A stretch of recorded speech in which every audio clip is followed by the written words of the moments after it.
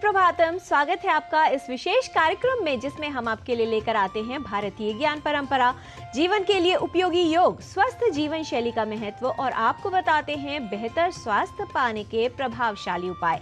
साझा करते हैं संस्कृत का ज्ञान, साथ ही होती है भारतीय संस्कृति की झलक। मैं हूँ किरण भारद्वाज।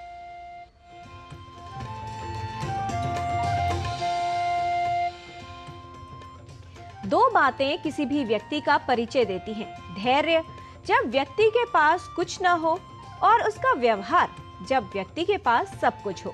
जिस प्रकार सोना आग में तप कर कुंदन बढ़ता है, उसका निखार और भी बढ़ जाता है, ठीक उसी प्रकार कठिन परिस्थितियों में धैर्यवान व्यक्ति का निखार और भी बढ़ जाता है। आज का पंचांग युगाब्द 5125, विक्रमी संवत 2080, शक संवत 1945, उत्तरायण, फाल्गुन मास, कृष्ण पक्ष, तृतीया तिथि, मंगलवार, हस्त नक्षत्र। आज का दिन सभी के लिए मंगलमय हो। धैर्य मन का वह गुण है जिसके होने पर कठिन समय में भी व्यक्ति विचलित नहीं होता। धैर्य व्यक्ति को कठिन परिस्थितियों में एक ऐसी अवस्था में ले जाता है जिससे उसको सहन शक्ति मिलती है। तो ये कहा जाए कि कठिन समय में धैर्य व्यक्ति की शक्ति बनता है। समृद्धि बढ़ाने के लिए कौन सी और बातों या गुणों की आवश्यकता होती है, आइए देख लेते हैं आज के सुभाषित में। तिष्ठमो दमः शौचम् कारुण्यं वागनिष्ठुरा मित्राणां जानभिद्रोहः सप्तैताः समिधश्रेयः। धैर्य, शांति, इंद्रिय संयम, पवित्रता, करुणा, मधुर वाणी और मित्र से द्रोह न करना, ये 7 चीजें लक्ष्मी या समृद्धि को बढ़ाने वाली कही गई हैं। Patience, calmness, restraint, piety, compassion, pleasant speech and loyalty towards friends are the qualities that are said to bring wealth and prosperity. मानव मन और मस्तिष्क बड़ी सहजता के साथ प्रकृति के बीच रहकर अपने जीवन के बड़े उद्देश्यों की प्राप्ति अनायास ही कर लेता है।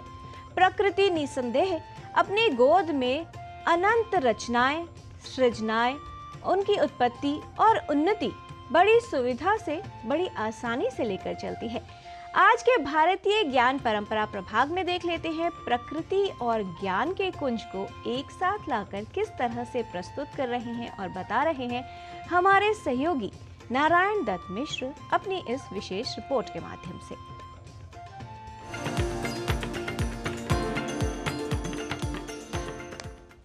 भारत का चिंतन, मनन एवं अनुशासन संपूर्ण विश्व में भारत की एक अलग पहचान बनाता है, भारत की भव्यता और दिव्यता को दिखलाता है। यह हमें स्मरण कराता है उन तत्वों का, उन मान्यताओं का जो न केवल तत्व मात्र या मान्यता मात्र हैं, बल्कि अपने आप में एक तर्क संगत सिद्धांत हैं। भारतीय ज्ञान निधि की यह अविरल परंपरा हमारे पूर्वजों के शोध, श्रम व विवेक को दर्शाती है। तो आइए आज देखते हैं क्या है हमारी भारतीय ज्ञान परंपरा की विशेषता को सामने रखने वाली यह रिपोर्ट। यह दृश्य है उत्तर प्रदेश के नोएडा में वेद वन नामक एक विशेष उद्यान का। यदि कोई पर्यटक, प्रकृति प्रेमी और संस्कृति प्रेमी है तो वह इस वेद वन की विशिष्टता से निश्चित रूप से आह्लादित होगा, क्योंकि भीड़ से भरे शहर के बीचों बीच न केवल बगीचे की समग्र सुंदरता यहाँ दिखाई देती है, बल्कि ज्ञान के प्राचीन और सदैव प्रासंगिक कोश साक्षात वेद ही प्रतिमूर्त रूप में दिख पड़ते हैं। यहाँ आकर आप अनेक ऋषियों के नामों से संबंधित अनेक आवश्यक विवरण आसानी से जान सकते हैं और न केवल ऋषियों बल्कि भारतीय संस्कृति की गौरव गीति के लिए प्रसिद्ध वेदों में उद्धृत कुछ अपरिचित ऋषिकाओं के नामों को भी यहाँ आकर जाना जा सकता है। वस्तुतः भारतीय संस्कृति के प्रति प्रेम और लगाव को बढ़ाता यह वेदवन अपने आप में विशेष है। वेदों के बारे में बुकों में पढ़ते रहते हैं, किताबों में कि क्या होता है, लेकिन इसको वापस ऐसा करके जागृत कर दिया है और ये बहुत ही अच्छा है बच्चों के लिए जो इस बारे में ज़्यादा जानते नहीं हैं। तो एक ऐसा अट्रैक्शन है जो वापस हमको अपनी संस्कृति से जोड़ता है। हम लोग कई साल बाद यहाँ इंडिया शिफ्ट हुए और जब हमने इसके बारे में जाना कि इस तरह से वेद बन करके कुछ बना है तो हमें जानने की जिज्ञासा हुई कि भैया हमें अपने बच्चों को भी दिखाना चाहिए। बच्चों को रियल में समझ में आएगा कि हाँ, हमारे पूर्वजों ने इतनी मेहनत की है, हमारी संस्कृति इतनी विशाल है, तभी तो उसको और दूसरे देश भी अपना रहे हैं। निस्संदेह यहाँ के परिवेश में प्रत्येक भारतीय विशेष रूप से नई पीढ़ी यहाँ का ज्ञानमय वातावरण पाकर भारतीय ज्ञान की महिमा को आसानी से ग्रहण कर सकती है। ओम भूर्भुवस्सुः अस्तु पुरेणं भगोदेव सधीमहि धियो यो नः प्रचोदयात्। ओम त्र्यंबकं यजामहे सुगंधिं पुष्टिवर्धनम् उर्वारुकं बन्धनात् मृत्युर्मुक्षीयमामृतात्। दरअसल संस्कारों से संपन्न और ज्ञान विज्ञान से परिपूर्ण भारतीय सनातन संस्कृति के गौरव वेदों का वैशिष्ट्य निरूपण यहाँ हर कदम पर तो होता ही है, साथ ही प्रतिदिन शाम को अत्याधुनिक प्रविधियों के साथ लेजर शो की तो छटा इस उद्यान में देखते ही बनती है। वेदों के इस वन में न केवल ज्ञान के प्रति प्रेम का कदम दर कदम दर्शन ही होता है, बल्कि प्रकृति के प्रति अनुराग की वृद्धि भी यहाँ आकर अनायास ही हो उठती है। विभिन्न जड़ी बूटियों और पौधों की मौजूदगी निस्संदेह लोगों में प्रकृति के प्रति सदैव कृतज्ञ रहने की भावना भी जागृत करती नजर आती है। निश्चित ही यह वेद वन वेदों की विशेषताओं महनीयताओं के वर्णन के अलावा अगस्त्य, अत्रि और विश्वामित्र जैसे ऋषियों तथा ऋषिकादियों के स्मारकों से सुसज्जित हो भारतीयता और सनातन संस्कृति के लिए एक आदर्श स्वरूप हो उठा है।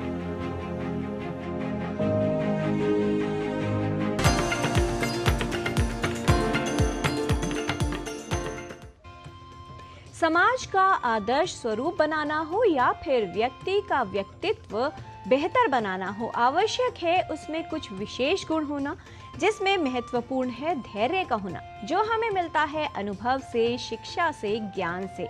ठीक उसी तरह बच्चों को अपने जीवन में बेहतर बनाने के लिए माता पिता को कुछ धैर्य रखने की आवश्यकता होती है। आमतौर पर बच्चों का पढ़ाई में मन न लगना ये माता पिता को काफी विचलित करता है, माता पिता इससे परेशान हो जाते हैं।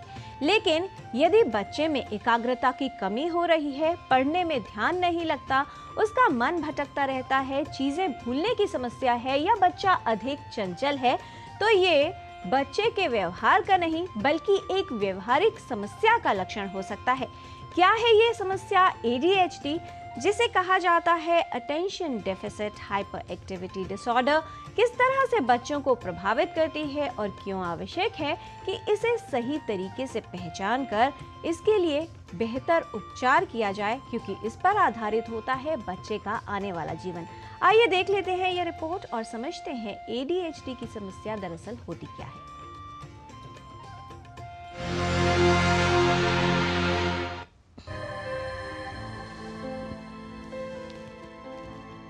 Attention deficit hyper activity disorder यानी ADHD एक ऐसी समस्या है जिससे बच्चों का व्यवहार प्रभावित होता है। ADHD के लक्षण सामान्य से लेकर गंभीर हो सकते हैं और अतिरंजित हो सकते हैं। ऐसा होने पर बच्चों के वातावरण यानी घर और स्कूल में समस्या उत्पन्न हो सकती है।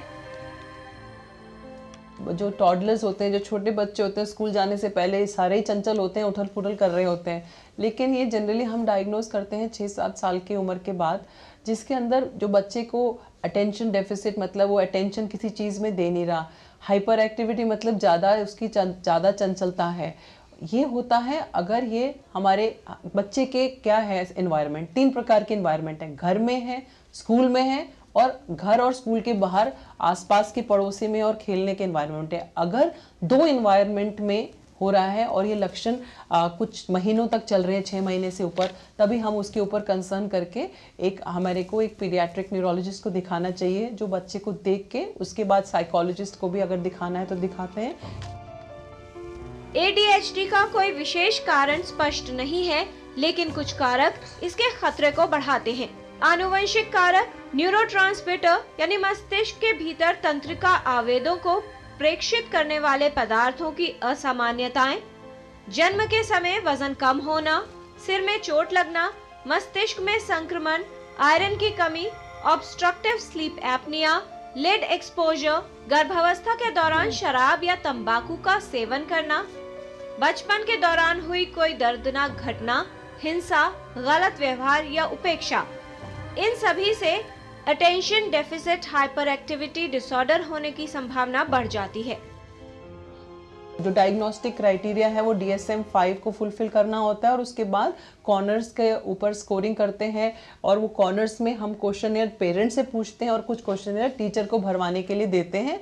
उसके बाद हमने एम्स में भी DSM-5 के जो है क्राइटेरिया उसका बनाया है, जो कि एक मोबाइल ऐप में है, जो है पीड neuro AIIMS diagnostic, PED, neuro means neuro brain, AIIMS diagnostics, और वो पेरेंट्स के लिए नहीं है, प्रोफेशनल्स के लिए है, जिससे वो डायग्नोज कर सकते हैं, बच्चे की उम्र डालते हैं, सवाल आते जाते हैं और अपने आप वो बताएगा ऐप कि उसको ADHD है कि नहीं। अक्सर माता पिता इस समस्या के लक्षणों को बच्चे की लापरवाही या शैतानी समझकर उसे नजरअंदाज कर देते हैं, जिसकी वजह से समस्या बढ़ सकती है और बच्चे को काफी मुश्किलें हो सकती हैं। आवश्यक है कि इन लक्षणों को पहचाना जाए, जिससे जल्द से जल्द बिहेवियर थेरेपी या अन्य विकल्पों द्वारा इलाज शुरू किया जा सके। ADHD का इलाज लक्षणों, आवृत्ति और गंभीरता पर निर्भर करता है। सही इलाज द्वारा attention deficit hyper activity disorder से प्रभावित बच्चे के जीवन को बेहतर बनाया जा सकता है। मोस्टली जो है ADHD जब होता है तो मोस्टली उनको काउंसलिंग और बिहेवियर थेरेपी से कंट्रोल में आ पाता है, ये बहुत ज़रूरी है। और अगर मैंने आपको बताया था 2 या 2 से ज़्यादा सराउंडिंग्स में अगर हो, कई बार क्या होता है माँ ज़्यादा झिड़क रही है तो माँ के पास ही वो हाइपर एक्टिव है, बाकी जगह सही है, कई बार टीचर से उसकी प्रॉब्लम है तो स्कूल में है, तो यानी 2 एनवायरनमेंट से ज़्यादा में है तभी है। और मोस्टली ये बिहेवियर इंटरवेंशन से सही होता है। जब नहीं हो पाता तो कुछ दवाइयाँ होती हैं जो कुछ टाइम के लिए दी जाती हैं, लेकिन वो डॉक्टर की प्रिस्क्रिप्शन पे ही देना है, ओवर द काउंटर कोई आप लोग दवाइयों को ट्राई नहीं करना है। बच्चे में एकाग्रता की कमी, अधिक गुस्सा आना या अधिक चंचलता होने पर इन लक्षणों को नजरअंदाज न करें, बल्कि एक विशेषज्ञ से संपर्क करें, क्योंकि ये बच्चे में व्यवहारिक समस्या का लक्षण हो सकता है। इस समस्या की सही पहचान और इलाज करने से बच्चे का जीवन सरल बन सकता है। किरण भारद्वाज, DD न्यूज।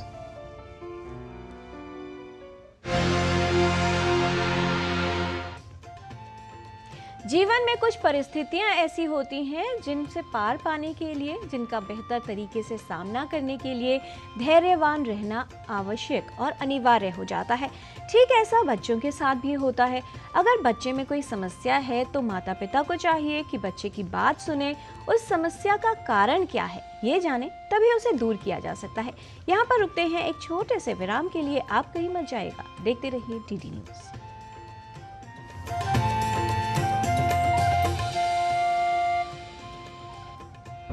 कोविड ने हम लोगों को work from home and flexibility दोनों सिखा दी। Handling my job responsibilities and अपना घर। एनपीएस भी इसी तरह फ्लेक्सिबल है। इन्वेस्टमेंट ऐप के थ्रू अपना अकाउंट इजीली ओपन किया और अब उसी ऐप के थ्रू अपना अकाउंट फुल्ली ऑपरेट कर रहा हूँ। कोई रिस्ट्रिक्शन नहीं है, किसी भी समय लॉग इन कर सकता हूँ और अपने इन्वेस्टमेंट की अमाउंट चेंज भी कर सकता हूँ। जितना पॉसिबल होता है उतना अपने इनकम से बचाता हूँ और अपने एनपीएस अकाउंट में इन्वेस्ट करता हूँ। अपने बेहतर कल को सुनिश्चित करने के लिए एनपीएस जरूरी है। मौसम को अपने पैशन के बीच जो नहीं आने देते, मैं उनका फैन। मेरी तरह SBI भी आपका फैन है, इसलिए SBI आपके लिए थोड़ी एक्स्ट्रा मेहनत करता है। तो excellent customer service, assistance to MSMEs, और टेक्नोलॉजी-driven banking solutions. घर छोड़ दो, SBI बदल रहा है क्योंकि हम एक बदलते देश के फैन हैं। SBI, देश का फैन। मैं क्या जी, सब जानते हैं, जहां दिखे मारियो, अपना समझ के खा लियो। चुलबुला बनूं, जिसकी हर बात में भूल जाए। मेरी जैसी मेरी अपनी पताका। पताका चाय, गजब का स्वाद।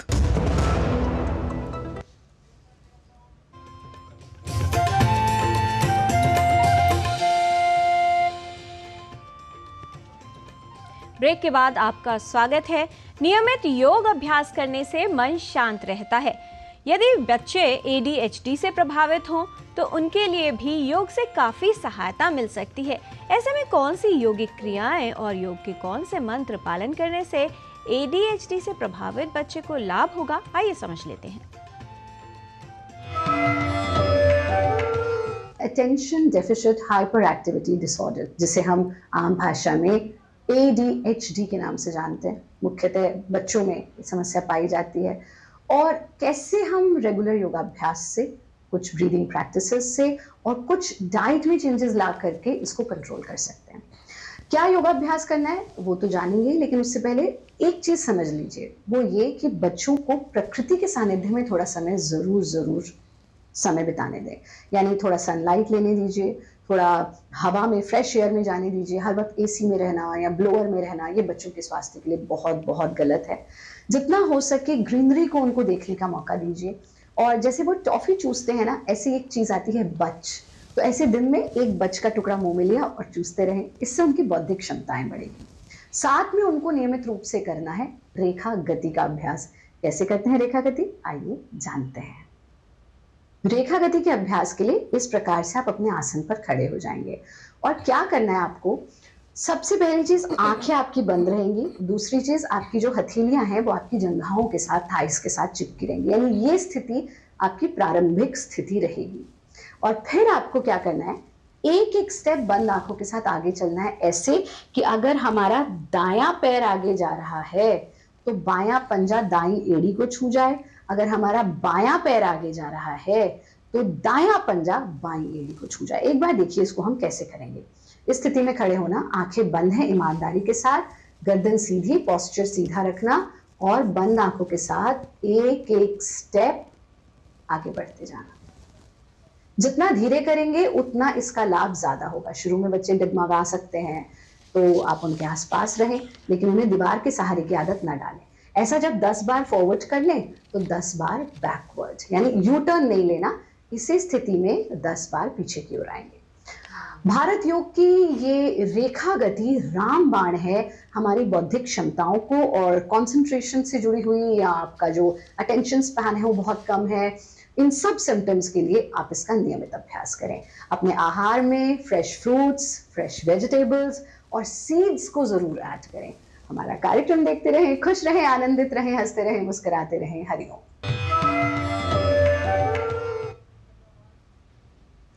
भाषा के प्रयोग में जब हम कुशलता प्राप्त करते हैं तो सहज रूप से हमारे अंदर आत्मविश्वास भी बढ़ जाता है।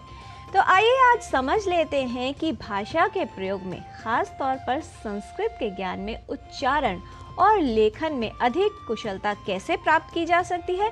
इसके कुछ महत्वपूर्ण परामर्श लेकर आए हैं हमारे सहयोगी नारायण दत्त मिश्र। तो आइए चलते हैं संस्कृत पाठशाला में।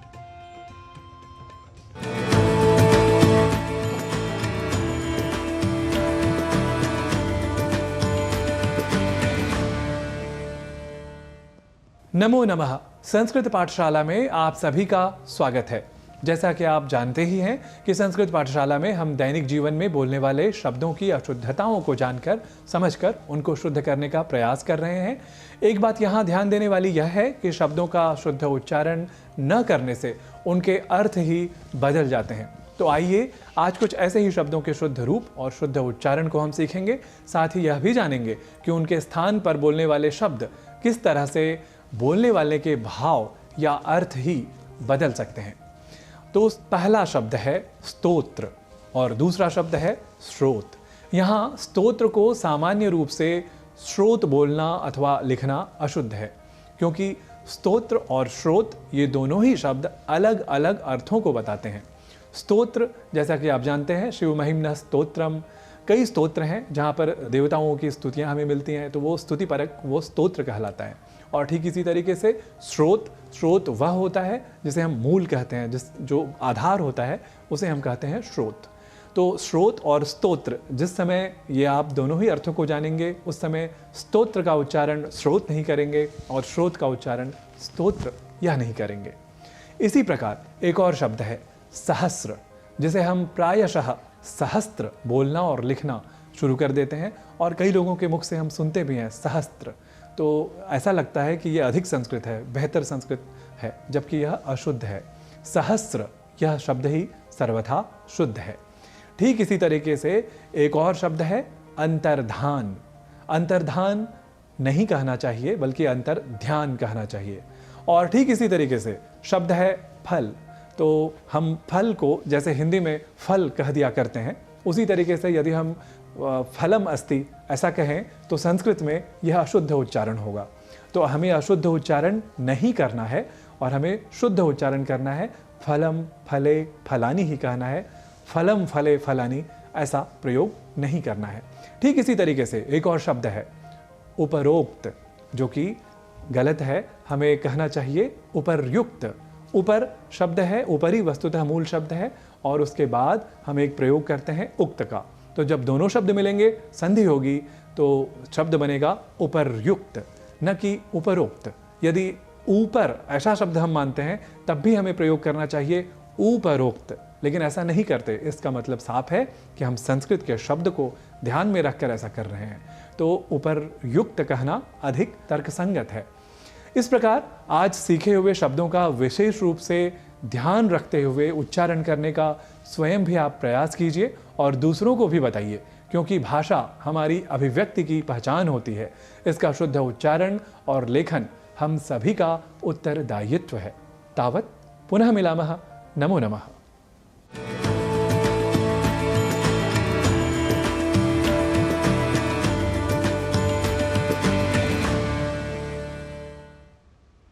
धैर्य एक ऐसा आभूषण है, एक ऐसा कवच है जो व्यक्ति के जीवन को सुगम बनाता है, उसमें रचनात्मकता बढ़ाता है। इसलिए आवश्यक है कि जीवन में धैर्य के साथ ही चला जाए।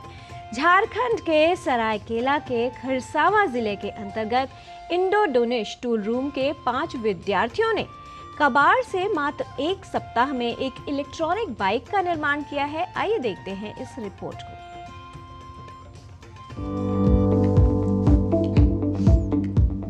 सड़क पर सरपट दौड़ती ये शानदार बाइक किसी नामी गिरामी या फिर बड़ी कंपनी का निर्माण नहीं है।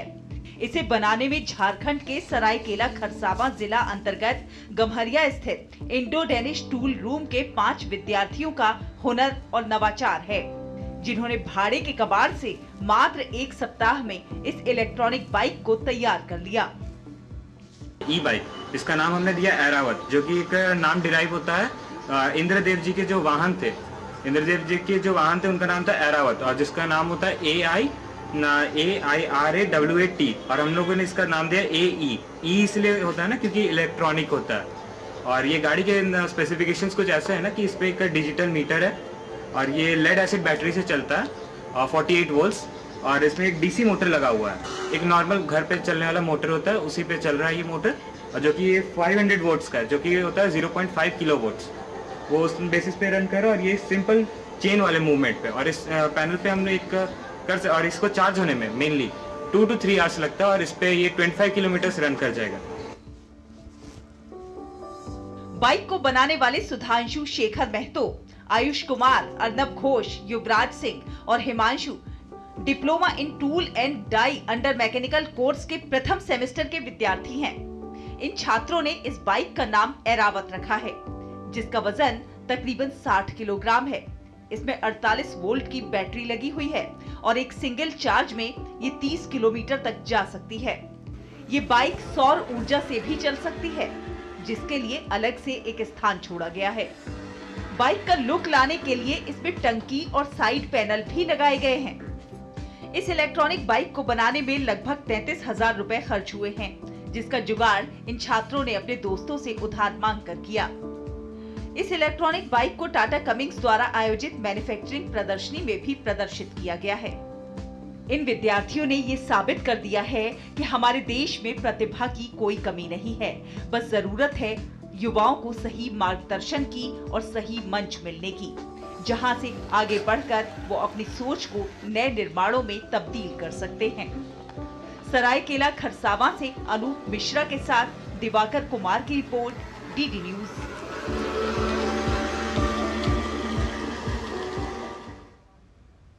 धैर्य के साथ किया गया कार्य, उस कार्य को के सफल होने की जो संभावना है वो बढ़ जाती है। ऐसे कार्य जो दूसरों को इम्पॉसिबल लगते हैं, यानी ऐसा लगता है कि इन कार्यों को नहीं किया जा सकता। और वैसे भी धैर्य वो सवारी है जो अपने सवार को कभी गिरने नहीं देती, ना किसी के कदमों में और ना दूसरों की नजरों में। इसीलिए जीवन में धैर्य रखना अनिवार्य है। अनमोल है ये जीवन के पल, इन्हें यूं ही न बेकार करो। विपत्ति की घनी रात हो तो सुबह का इंतजार करो। खुशी और सुकून के पल भी आएंगे अवश्य। धैर्य और संयम रखकर चलते रहो, स्वयं पर विश्वास करो। आप भी अगर जीवन में कुछ नया करना चाहते हैं तो उसकी प्रेरणा रखते हुए आगे बढ़ते रहिए। प्रयत्न करेंगे तो सफलता अवश्य मिलेगी। आज के कार्यक्रम में फिलहाल इतना ही। हमारी पूरी टीम को दीजिए अनुमति। नमस्कार।